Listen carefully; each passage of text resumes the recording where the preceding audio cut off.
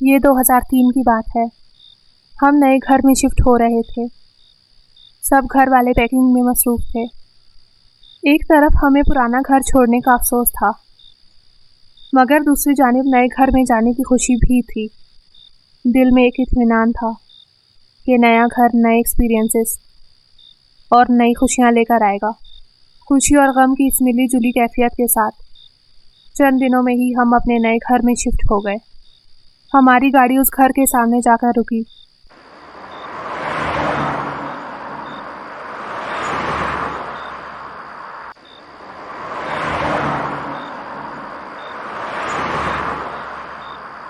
دیکھنے میں تو وہ گھر عام گھروں جیسا ہی تھا۔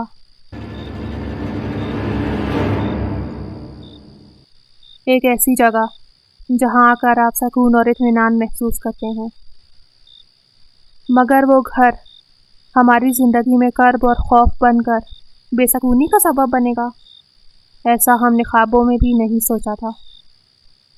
گھر پہنچتے ہی سب نے کھانا کھایا اور ہم سب سونے چلے گئے، کیونکہ رات بہت ہو گئی تھی۔ اس وقت رمضان شروع ہونے والا تھا۔ بڑا ہی خوبصورت وقت تھا اور چند دنوں بعد ماہ رمضان شروع ہو گیا۔ ہم مدینے میں تنہا نکل جائیں گے اور گلیوں میں قصداً بھٹک جائیں گے۔ ہم وہاں جا کے واپس نہیں آئیں گے، ڈھونڈتے ڈھونڈتے لوگ تھک جائیں گے۔ فاصلوں کو تکلف ہے ہم سے اگر ہم بھی بے بس نہیں، بے سہارا نہیں۔ بہت اچھا وقت گزر رہا تھا کہ چند دن بعد میرا بھائی دبئی سے گھر آیا، اور پھر بھائی کے آنے کے بعد ڈر اور خوف کا آغاز ہوا۔ بھائی رات کو کمرے میں سو رہا تھا کہ اس کی اچانک آنکھ کھلی اور اس نے دیکھا کہ ایک خطرناک عورت جس کے بال لمبے، سفید آنکھیں اور اس کا چہرہ جلا ہوا تھا، وہ اس کے کمرے کی کھڑکی میں کھڑی سے گھور رہی تھی۔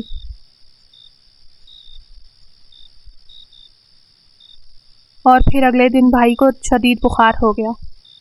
ہم بھائی کو ہاسپٹل لے گئے۔ جب انہیں ہوش آیا تو وہ بہت ڈرے ہوئے تھے، اور پھر انہوں نے امی کو بتایا کہ امی، میں نے وہاں بہت خطرناک عورت دیکھی تھی، یہ گھر ٹھیک نہیں، اس گھر میں کچھ ہے۔ اگلے دن ہم ہاسپٹل سے گھر آ گئے۔ چونکہ ماہ رمضان تھا تو میں نے اور میری بہن نے اعتکاف میں بیٹھنے کا فیصلہ کیا، اور پھر ہم دونوں بہنیں بھائی کے حادثے کے 3 دن بعد اعتکاف میں بیٹھ گئی۔ ہمارا کمرہ دوسری منزل پر تھا اور ہماری چھوٹی بہن ساتھ والے کمرے میں موجود تھی، تاکہ اگر ہمیں پانی یا کسی اور چیز کی ضرورت ہو تو وہ ہمیں دے سکے۔ ہم نے ایک چادر سے ایک خیمہ نما حجرہ بنایا اور درمیان میں پردہ لگا کر اسے 2 حصوں میں تقسیم کر دیا۔ ایک حصے میں عبادت کرتی تھی اور دوسرے حصے میں میری بہن۔ اس طرح ہم عبادتوں میں مشغول ہو گئے۔ ایک رات ہم عبادت کرنے کے بعد کچھ دیر کے لیے سو گئے۔ ابھی میری آنکھ لگی تھی کہ میں نے خواب میں دیکھا کہ ایک عورت جس کے بہت گھنے بال تھے، اس کی آنکھیں سفید اور سیاہ رنگ تھا، اس کے بال بکھرے ہوئے تھے، اور اس نے آگے بڑھتے بڑھتے میرا گلا پکڑ لیا۔ وہ میرا گلا دبا رہی تھی۔ ایسا لگتا تھا جیسے خوف کے مارے میرے پیروں سے روح نکل رہی ہے، اور میں نے نیند میں بولنا شروع کیا، چھوڑو چھوڑو۔ میری آواز سنتے ہی میری بہن جاگ گئی اور اس نے مجھ سے پوچھا، کیا ہوا؟ تو میں نے اسے بتایا کہ میں نے خواب میں ایک خطرناک عورت دیکھی، اس نے میرا گلا پکڑ لیا۔ میری بہن نے بولا، خواب ہی تو تھا۔ مگر میں نے اسے بتایا، ہاں تھا تو خواب ہی، مگر نیند سے جاگنے کے بعد بھی میں اس کے ہاتھوں کی گرفت اپنے کندھوں پر محسوس کر سکتی ہوں۔ ایسا لگتا ہے جیسے وہ خواب نہیں تھا، बल्कि हकीकतन ऐसा कुछ हुआ है। तो मेरी बहन ने बताया कि मैंने भी ऐसा ही ख्वाब देखा था, और वो ख्वाब देखते ही मैं डर गई। जब मैं जागी तो मैंने देखा कि तुम बोल रही थी, छोड़ो छोड़ो। हम ये बातें कर ही रहे थे कि अचानक बाहर से शदीद चीखों पुकार की आवाज़ें आने लगी।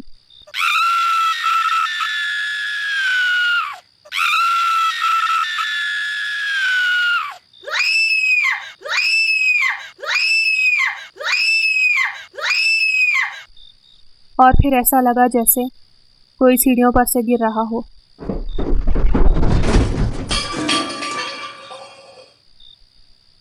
बाद में पूछने पर मेरी छोटी बहन ने बताया कि मेरे कमरे की अलमारी रात को अचानक से खुल गई, और फिर मैंने देखा कि उसमें एक औरत बैठी हुई थी। उस औरत ने मुझे देखा और मुस्कुराई। वो बहुत ख़तरनाक थी, एक चुड़ैल की तरह। उसे देखते ही मैं बहुत डर गई थी, और फिर मैं चीखने लगी। और फिर कमरे से भागकर नीचे जाने की कोशिश की। कंबल मेरे पैरों में अटक गया, और फिर मैं सीढ़ियों पर से गिर गई। इन सब हादसात के साथ साथ उस घर में अजीब व गरीब चीज़ें होने लगी। घर में बदबूदार पानी आने लगा, जिसे मुंह धोने तक का दिल नहीं करता था, और कभी पानी नहीं आता। इन सब वाक़यात के चलते चलते एक बार मैं वज़ू करने गई। जैसे ही मैंने वज़ू करने के लिए नल का खोला तो एक आवाज़ आई, उफ। मुझे ऐसा लगा जैसे किसी ने मेरे कान में आकर बोला हो। मैं उस मखलूक की सांसों की आवाज़ तक महसूस कर सकती थी। ऐसा एहसास होता था कि जैसे हमारे साथ कोई मौजूद है, हमारे साथ साथ चलता है। बहरहाल मैंने वज़ू किया और बाहर आकर नमाज़ पढ़ने लगी। थोड़ी देर बाद मेरे घुटने में दर्द शुरू हुआ, और मेरे घुटने से गोश्त गायब होने लगा, ऐसे जैसे मेरा पैर गल रहा हो। मुझे बहुत दर्द हो रहा था, इस हद तक कि सिर्फ मेरी हड्डी नज़र आने लगी। मैंने अपनी अम्मी को बुलवाया और इन्हें दिखाया कि अम्मी ये देखें, मुझे बहुत तकलीफ़ है। अम्मी ये देखकर बहुत परेशान हुई और बोला कि ये वाक़यात हद से ज़्यादा बढ़ चुके हैं। आप लोग एतकाफ़ से बाहर निकलो और चलो किसी आलिम दीन को दिखाते हैं। मगर मैंने मना कर दिया, ये बोलकर कि मैं एतकाफ़ से नहीं उठूँगी। ये मखलूक यही चाहती है कि मैं अल्लाह ताला की इबादत ना करूँ। एतकाफ़ से निकलने का तो सवाल ही पैदा नहीं होता, और मेरी बहन ने भी एतकाफ़ से निकलने से मना कर दिया। हमारे मोहल्ले में ही एक मौलाना साहब रहते थे, और वो इस तरह के मामलात में लोगों की मदद करते थे। तो मेरी अम्मी इनके पास चली गई। अम्मी ने इन्हें हमारे घर में होने वाले हादसात के बारे में बताया, और फिर उन्होंने 3 दिन मुसलसल अपने रूहानी इल्म के मुताबिक हमें इस गैर मरई मखलूक से निजात दिलाने की कोशिश की। मगर इन 3 दिनों में हमारे साथ ऐसे वाक़यात हुए जिसका डर और खौफ नाकाबिले बयान है।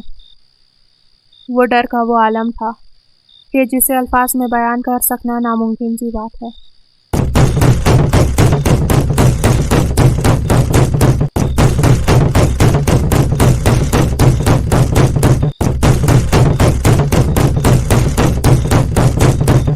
इन 3 रातों में उस कमरे में चीखों पुकार की आवाज़ें आती।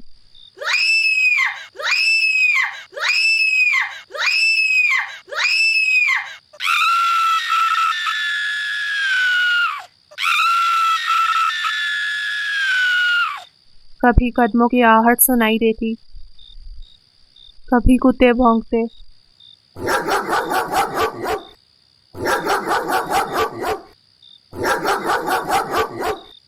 लाइट चली जाती, और कभी बल्ब फट जाते। उस कमरे में मौजूद चीज़ें, मसलन किताबें, हवा में उड़ते हुए हमारे सरों पर आकर गिरती, और कभी रोने की आवाज़ें और कभी हंसने की आवाज़ें।